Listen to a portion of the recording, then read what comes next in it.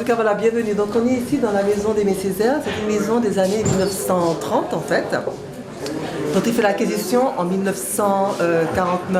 59, pardon. Et en 1960, il commence à faire des travaux, il la cimente. C'est ce qu'on appelle les maisons traditionnelles, créoles, complètement traditionnelles. Vous avez la maison, vous avez la galerie tout autour de la maison. Vous allez voir la cuisine, elle est indépendante. Alors, elle était en bois en fait, donc le sol était en ciment et toute la surface était en bois, donc il a tout cimenté en 1960 quand il en fait l'acquisition avec son épouse, Suzanne Roussy Césaire. Voilà. Si je parle trop vite ou autre, vous me dites, hein, d'accord? Donc là, on est dans sa salle à manger et son salon. On va commencer en fait par sa chambre et son bureau. Donc on va juste, alors voilà. C'est dans son jus, hein, ces espaces-là. La maison va être restaurée à la fin de l'année, donc pour toute l'année de 2020, rendue en 2021. Et ces parties-là vont rester dans leur jus. On retrouve donc sa vie familiale, sa vie politique, sa vie amicale, sa vie d'inspiration aussi. Hein. On retrouve sur son tableau, c'est comme une sorte de tableau de bord qu'il a punisé lui-même. Vous allez voir par exemple qu'il y a un chèque tropique, il y a un chèque là, pour regarder, il n'a jamais encaissé de la BNP, qui est envoyé par l'éditeur Michel Place à René Ménil, qui lui-même a renvoyé à M. Césaire pour ses droits d'auteur, pour la revue Tropique. La revue Tropique dont il est le fondateur, avec Mme Suzanne Roussy Césaire. Ainsi que René Ménil, il y avait Gracian, il y avait Aristide Mauger, qui faisait partie comme membre fondateur de la revue. Ensuite, on a par exemple une carte SNCF, et là on peut voir une photo de Madame Césaire d'ailleurs, regardez, une carte de transport. Alors c'est famille nombreuse, parce qu'ils sont 6, il y a 6 enfants. Il y a 4 garçons et 2 filles. Alors, voilà, on va là. On retrouve aussi beaucoup des éléments de l'ordre de la nature, de la botanique. Là, on a donc un fromager qui existe toujours, tout à fait, voilà, exactement là, qui se situe à Saint-Pierre. Ce fromager, il a une histoire en fait, il fut complètement anéanti lors de l'éruption volcanique en 1902 et il s'est remis, il a ressurgi il y avait une souche, et il a ressurgi de lui-même. Alors M. Césaire allait régulièrement lui rendre visite, c'était parmi un de ces espaces de lieux de promenade de visite. Donc voilà un petit peu aussi, voilà. Et puis on a une photo tout en haut, vous allez retrouver Michel Léris, l'ethnologue anticolonialiste, comme lui-même, voilà, qui est en haut, tout comme M. Aliker, donc son bras droit à la mairie, M. Letchimy qui l'a suivi en tant que maire de Fort-de-France. Et on retrouve, vous avez vu comment il met ses numéros de téléphone sur une fin de cahier, on retrouve tous ces numéros de téléphone notés et tout est confondu, la famille, la mairie, voilà un petit peu. Donc en fait, qui dormait très peu, c'était quelqu'un qui dormait vraiment très peu, 4 à 5 heures par nuit, ce qui fait qu'il lisait. Donc quand vous rentrez le matin, en fait, les livres étaient par terre, tout était chamboulé, il y avait ses livres de ce qu'il avait lu de la nuit. Il écrivait dans son lit, il écrivait partout. Hein. Donc on avait un cahier avec ses notes et autres à côté de lui. Et il n'y avait vraiment que sa place à lui pour dormir. Et tout le reste était envahi de sa vie de nuit, de sa vie nocturne. Voilà. Alors ici on a le fameux costume vert qui est présent, dont lui a valu le surnom de lézard vert. Surnommé par ses élèves au lycée Schellcher. Il s'est marié en vert. Et Suzanne était en robe rouge, voilà. Et bon, il avait 2 costumes verts à peu près, il les aimait beaucoup, on va dire, très régulièrement limité. On retrouve là donc tout sa radio, voilà, son réveil, avec les chiffres bien gros parce qu'il passait à savoir à quel moment il pouvait sortir du lit finalement, on va recommencer sa journée. Et comme vous pouvez le voir, il y a dans toute la maison, vous allez retrouver des copies de lithographie, en fait, d'un missionnaire qui s'appelle Jean-Baptiste du Tertre, du XVIIe siècle, et qui compte les scènes de l'indigoterie à plusieurs niveaux. Et là, la carte de Fort-de-France, qu'on ne peut pas louper. Voilà, donc c'était vraiment, là c'est sa casquette de maire. Il s'endormait et se réveillait en pensant à sa vie, à ce qu'il pouvait faire.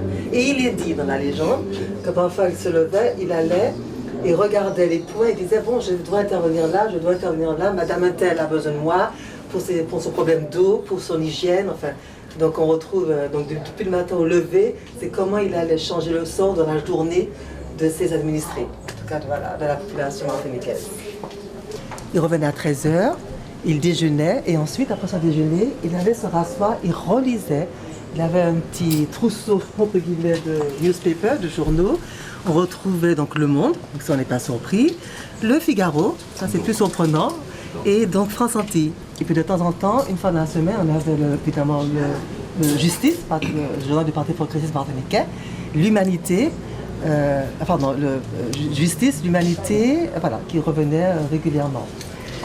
Il prenait ses cafés froids, donc il se mettait après là, il prenait ce café, 2 cafés froids glacés qu'il mettait au freezer. Hein.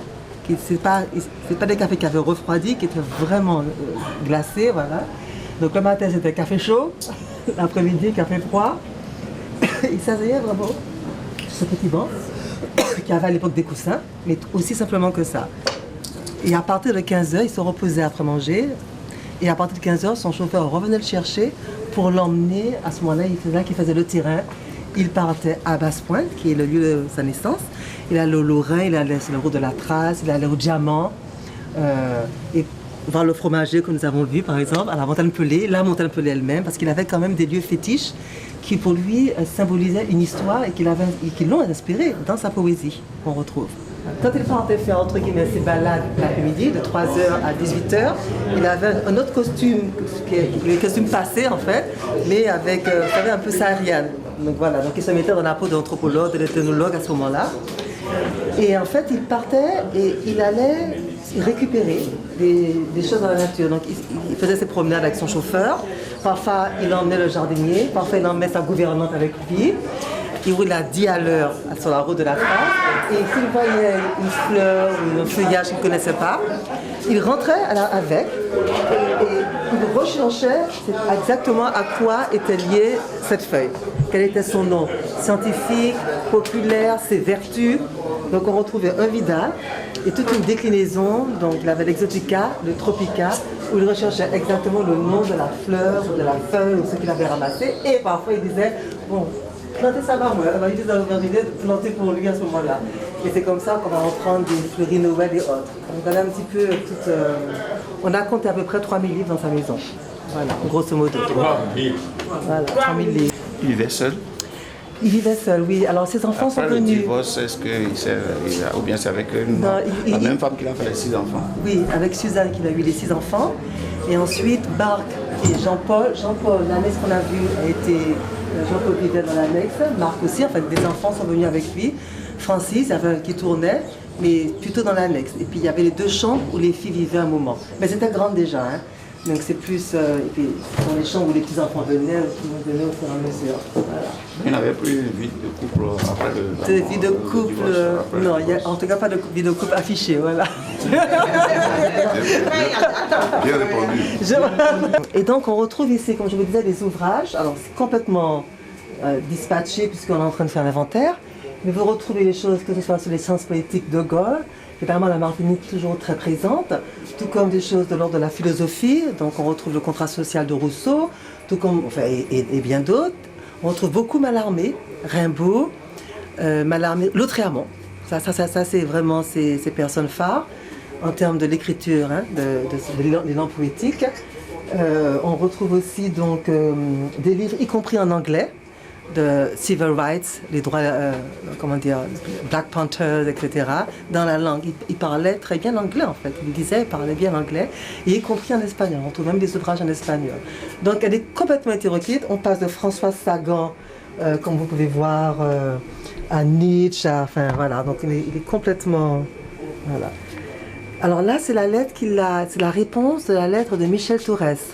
Vous savez, il a démissionné du parti... communiste, ça a d'ailleurs été ça fait tapage, hein, un petit peu, alors pas un petit peu, beaucoup à l'époque, parce que le parti communiste était des partis forts à l'époque, hein. Donc quand il a donné sa démission, et donc la réponse est très cinglante, mais lui il a fait un ouvrage qui s'appelle Lettres à Maurice Thorez, voilà, parmi ses écrits. Donc ça aussi ça va être réaménagé, si vous voulez, on va garder les étagères telles que, les ouvrages, mais on va guider davantage, si vous voulez, pour comprendre le processus d'écriture même. Comment un écrivain travaille, en fait, voilà. Dans l'après-midi. Oui, on prend dans l'après-midi. 16h quelque chose. D'accord. Attention, ce titre-là, c'est sûr. Le 23, c'est mardi. Oui, c'est mardi. Les vols, c'est l'après-midi. C'est l'après-midi. On quitte le mardi à 14h sur le programme. Donc ça veut dire quoi? Ça veut dire qu'on ne peut mettre aucun programme pour le mardi. Monsieur Boniface Yehou-Tomé, député et premier questeur de l'Assemblée nationale du Bénin, chef de la délégation ici présente.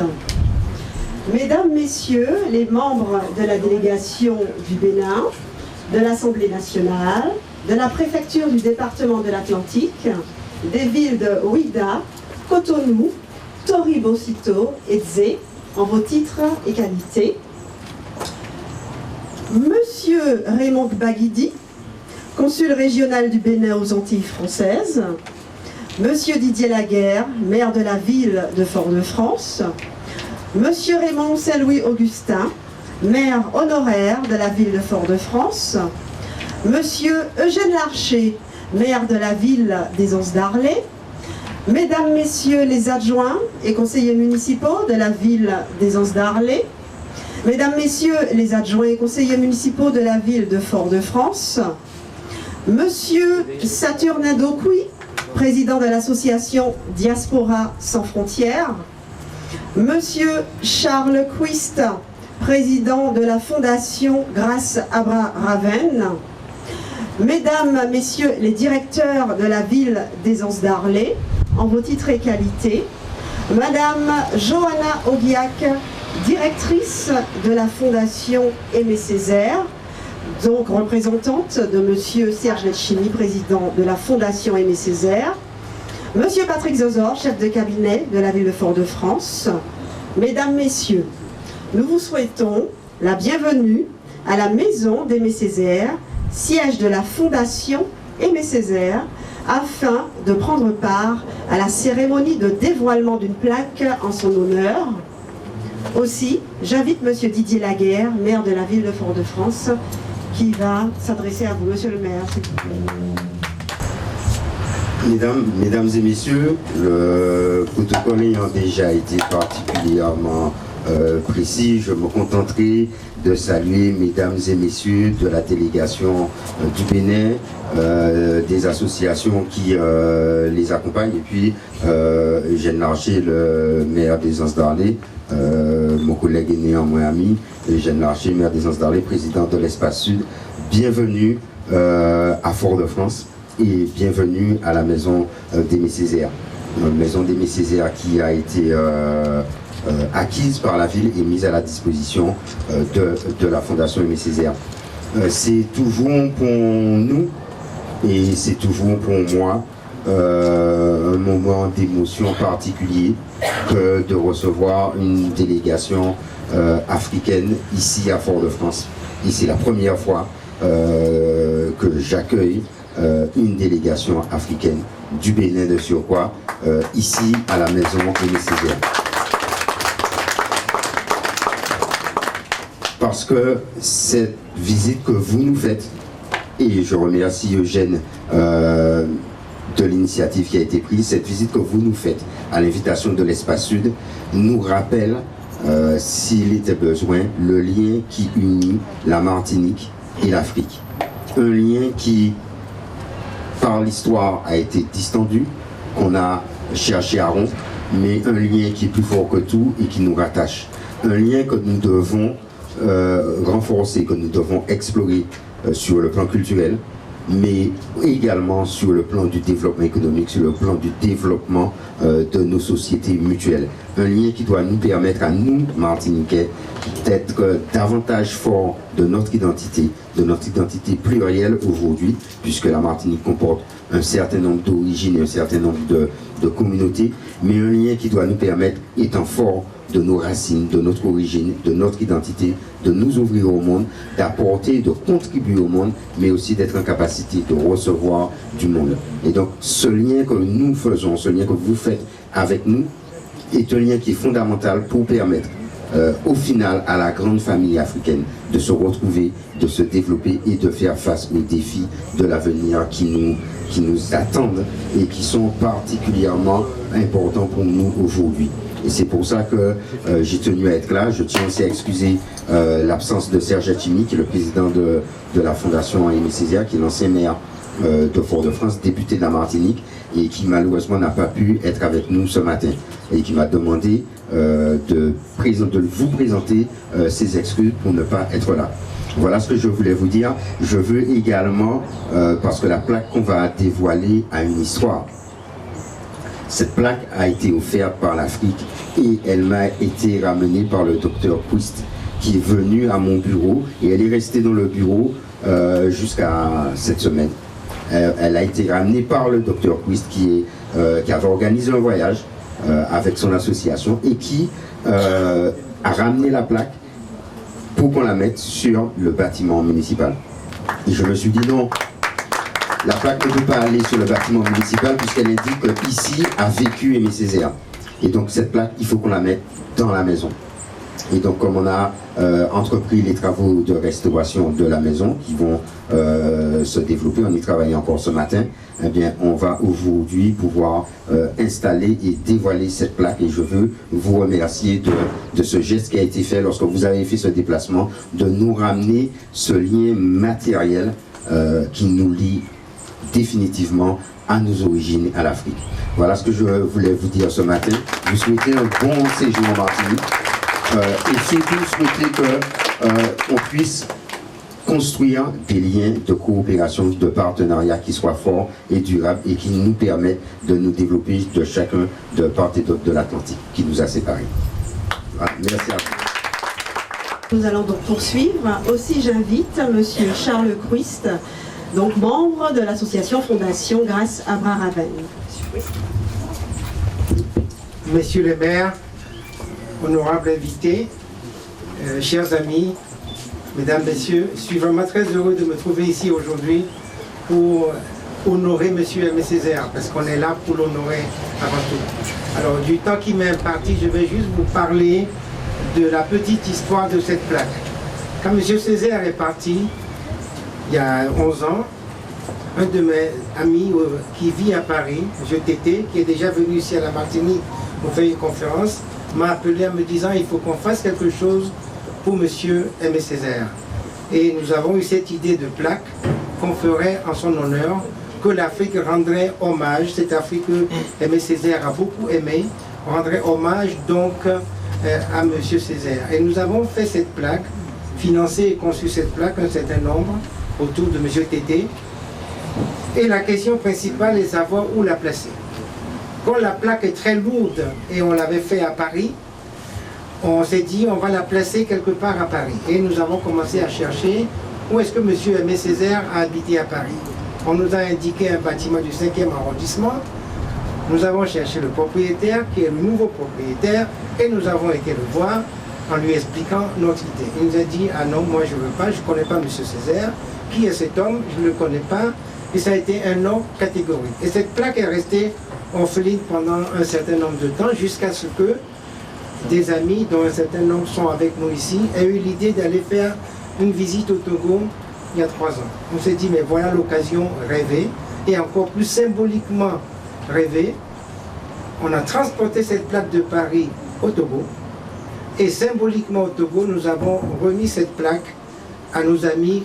Ils étaient une douzaine qui nous accompagnaient au Togo, en leur disant, voilà, à charge à vous d'aller trouver un endroit en Martinique pour mettre cette plaque.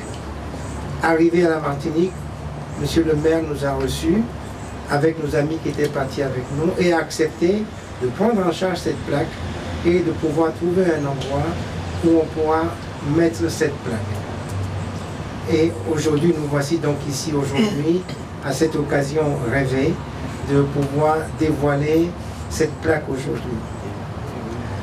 Dans nos traditions africaines, la mort, ça n'existe pas. Les morts sont simplement devenus invisibles à nos yeux, nous les vivants. Et moi je suis convaincu que M. Césaire est quelque part parmi nous ici et nous regarde avec beaucoup de bonheur, regarde avec beaucoup de fierté et de joie. Et cet hommage que les enfants de l'Afrique, cette Afrique qu'il a aimé beaucoup, viennent lui rendre aujourd'hui ici. Et je remercie beaucoup Monsieur le maire et tous ceux qui ont travaillé pour que cette fête ait lieu aujourd'hui. Merci beaucoup. Merci, Monsieur Christ. Aussi j'appelle Monsieur Saturnin Dokuy, président de l'association Diaspora sans frontières. Monsieur Dokuy.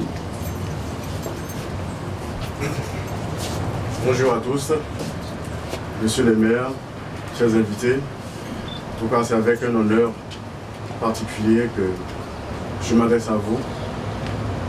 Diaspora sans frontières est né en septembre 2017.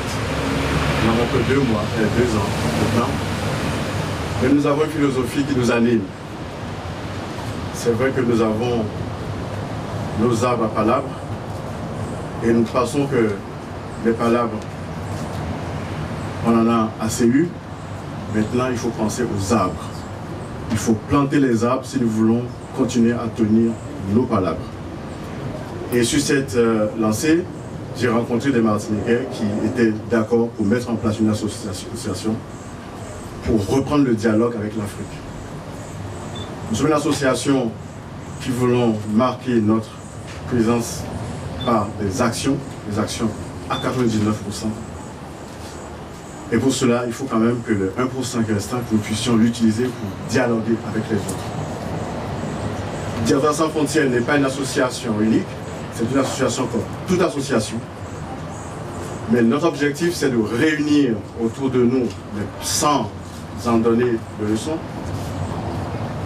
tout ce qui existe comme association pour que ce dialogue soit renoué, mais de manière très forte avec l'Afrique. Cette Afrique que j'ai rencontré M. Césaire moi-même, dont on a parlé longuement, parce que quand je passais à Fort-de-France, quand je voyais, il me disait, Dahomey, tu passes au bureau, parce qu'il a cité sur son père, sur la boulevard Gérard de Gaulle. Il me reconnaissait quand je passais, il me disait, Dahomey, tu viens dans mon bureau après. C'est par ces chaleurs que j'ai rencontré M. Césaire. Et je pense qu'aujourd'hui, que ce soit avec Martinique Bénin, que ce soit Martinique Sénégal, Martinique Togo, Martinique Rwanda, Martinique, etc. Diaspora sans frontières veut construire ce dialogue avec l'ensemble des associations pour qu'ensemble nous puissions faire revivre ce dialogue qui, quelque part, a subi des coups entre la Martinique et le Bénin et l'Afrique en général. Je vous remercie.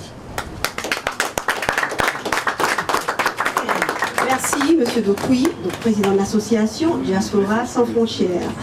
Aussi, j'appelle Monsieur Eugène Larcher, donc maire de la ville des Anses-Darlé, qui nous fait l'honneur d'être ici avec nous aujourd'hui à Fort-de-France, avec son édilité. Monsieur le maire. Merci, Monsieur le maire, cher ami. Messieurs les honorables députés du Bénin, je vais pas citer tout le monde. Mesdames et messieurs, en vos titres. Grade et qualité. Je suis très content d'être là. Très content d'être là avec la délégation béninoise. Quand j'ai eu l'idée du jumelage, je me suis dit, s'il y a une action à faire, c'est avec le maire de Fort-de-France, la maison d'Aimé Césaire. Et c'est pour cela, une fois on a tout mis en place, je lui ai adressé un courrier. Je lui ai demandé à ce que la délégation béninoise soit reçue. Et cette idée est née un 22 mai, n'est-ce pas, Saturnin, lors d'une randonnée pédestre. On s'est rencontrés, on a discuté. C'était Diaspora sans frontières n'existe pas en ce temps-là. C'était en mai 2017. Et puis on s'est dit, c'est vrai, il y a beaucoup d'écrits, il y a beaucoup de paroles, mais il y a très peu d'actes. C'est comme un amour, hein? Il faut des actes. Il faut des actes. Alors, on s'est dit, nous allons essayer de faire quelque chose. Alors lui, Saturnin, il m'a proposé une ville du Bénin. Il m'a donné plusieurs noms. Alors avec le conseil municipal, nous avons réfléchi et nous avons choisi la ville de Ouida, ville historique. Et puis nous avons établi les contacts. Diaspora sans frontières est née. il a rencontré Madame le maire de Ouida, qui m'a reçu par la suite, on s'est entretenu. Et puis en avril 2019, on a signé la première version, on pourrait dire, du jumelage. Et samedi 20, nous allons signer la deuxième version du jumelage. Nous allons sceller ce jumelage. Et vous êtes tous invités, parce que ce sera un moment historique pour nous, pour la Martinique, il faut y être. Et vous avez bien vu qu'il y a une forte délégation béninoise qui s'est déplacée.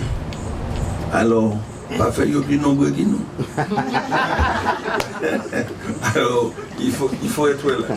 Bon, en tout cas, je ne vais pas dévoiler tout le programme, puisque je vous attends demain soir. Mais ce que je voulais vous dire, c'est que nous sommes allés beaucoup plus loin. Nous sommes allés beaucoup plus loin. Nous avons eu un contact avec M. Dalmeda. Sans lui, il n'y aurait pas eu de jumelage. Le président d'ACAL, c'est l'Association des communes de l'Atlantique et du littoral. Alors, on s'est dit, pourquoi ne pas signer une convention de partenariat avec l'Espace Sud et ACAL du Sud Bénin. Et M. Kabi, qui est responsable de la coopération chez nous à l'Espace Sud, a pris le dossier en main. Et lundi, il y aura la signature de ce partenariat entre l'Espace Sud et le Sud Bénin ACAL. Alors voilà, vous êtes tous invités et je vous attends tous. En tout cas, c'est un grand moment et merci. Merci, Monsieur Larcher, maire de la ville des Anses d'Arlé. Aussi, maintenant, j'appelle Monsieur Raymond Baguidi, donc consul honoraire donc, du Bénin aux Antilles françaises. Monsieur Baguidi. On m'a toujours dit que les meilleures improvisations sont celles qui sont préparées.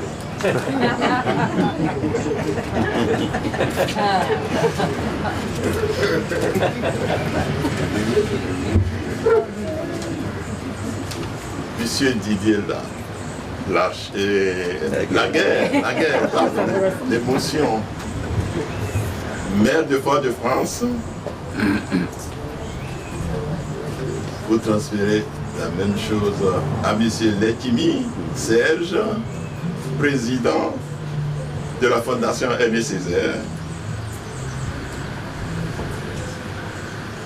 Messieurs les maires, messieurs les députés, honorables invités, mesdames et messieurs, chers compatriotes du Bénin, bienvenue en Martinique sur la terre martiniquaise. Merci d'être venu à nous. C'est la formule qu'utilisait Aimé Césaire quand il recevait les Africains venus le visiter. À mon nom et en tant que Béninois installé ici depuis 50 ans, et au nom des Africains qui sont venus au fil du temps, je vous salue en vos noms, fonction et qualité. Que voulez-vous, le temps m'a érigé en doyen. Patriarche m'appelle certains. Salutations fraternelles doublées de notre reconnaissance. Car le geste d'honorer Aimé Césaire, pour lequel nous sommes réunis ici dans cette maison, est la marque de l'attachement de l'Afrique à celui dont la vie et l'inspiration littéraire est tournée vers l'Afrique. Cette plaque que nous posons plonge dans le marbre le cordon ombilical qui relie l'Afrique à la Martinique. J'ai parlé de son inspiration et de son soutien à l'Afrique. Je parlerai singulièrement des audiences qui ne cessaient d'accorder aux personnalités béninoises venues lui rendre visite. C'est le cas en 2006. Une importante délégation de la famille royale de Béhanzin dans le cadre du centenaire de la mort du roi. Je pense à ces rencontres avec Alotevi, Tidjani Serpos, Albert Voïdre, nos ambassadeurs en France, et notamment Feu Guy André Ologoudou et bien d'autres. J'ai eu le grand honneur d'organiser et d'accompagner ces autres chez notre illustre Aimé Césaire. Que de bonheur toutes ces rencontres. Merci à vous tous d'être les continuateurs des retrouvailles de l'Afrique et sa diaspora à Martinique. Je me tourne vers vous, monsieur le maire, que vous voulez bien transmettre au président de la Fondation Aimé Césaire, pour vous dire toute ma gratitude pour l'œuvre que vous accomplissez afin de perpétuer la mémoire d'Aimé Césaire. C'est une mission commune à nous tous. Mais le mérite revient avant tout à ceux qui balisent le chantier.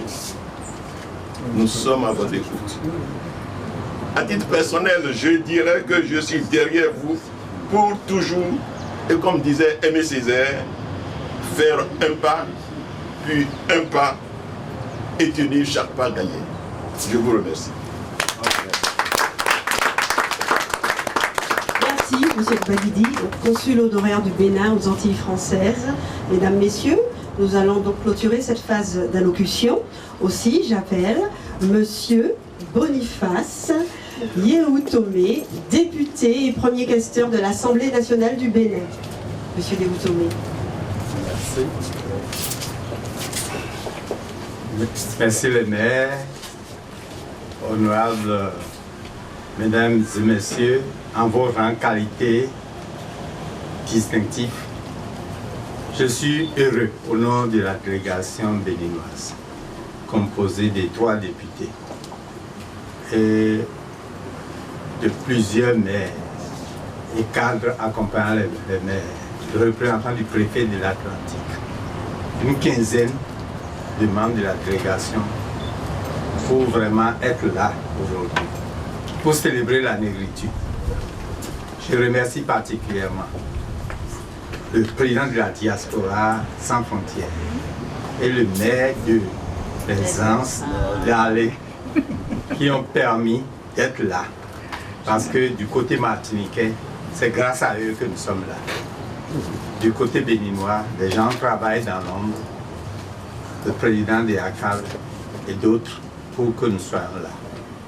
Le président de l'Assemblée voulait se déplacer en personne, mais compte tenu des contingences des dernières minutes, il m'a délégué 2 membres du bureau et un troisième membre qui est au juge à la Haute Cour de justice au Bénin. Nous sommes là. C'est dire l'importance qui est accordée à cette coopération, à cette célébration de la négritude. Je ne parlerai pas de l'Afrique, mais je parlerai de la négritude. Je crois que Aimé Césaire, c'est une référence. Nous le connaissons à travers ses écrits qui sont étudiés dans nos collèges. Nous avons beaucoup d'infrastructures en Afrique et au Bénin particulièrement qui portent le nom d'Aimé Césaire, et il y aura d'autres infrastructures qui portent le nom d'Aimé Césaire.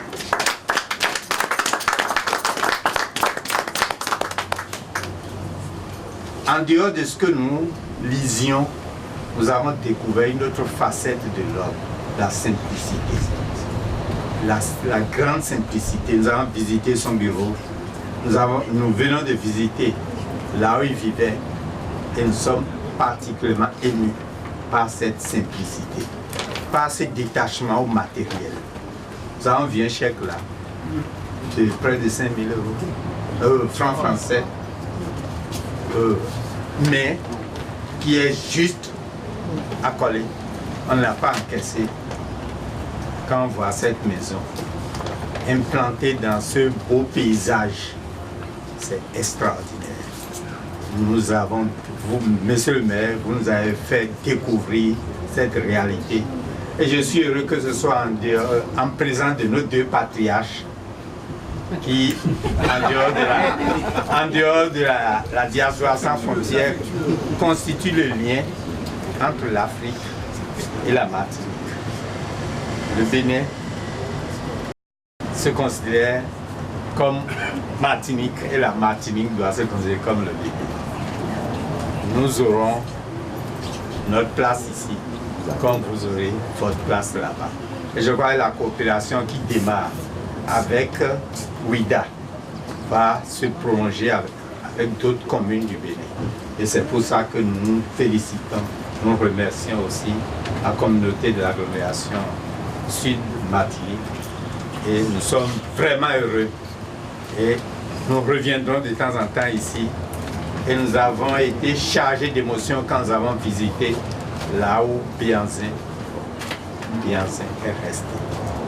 Et nous sommes d'autant plus heureux que c'est en voie d'être réhabilité. Réhabilité pour l'histoire et la rencontre de la culture, de l'agriculture. Je vous remercie.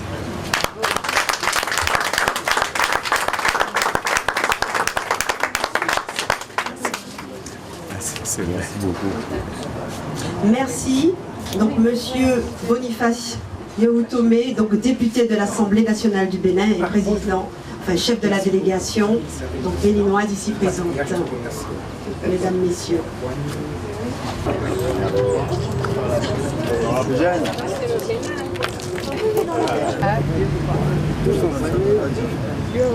Jamais les femmes.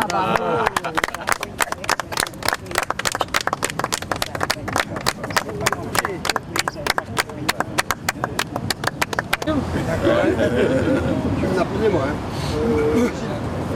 Ah oui.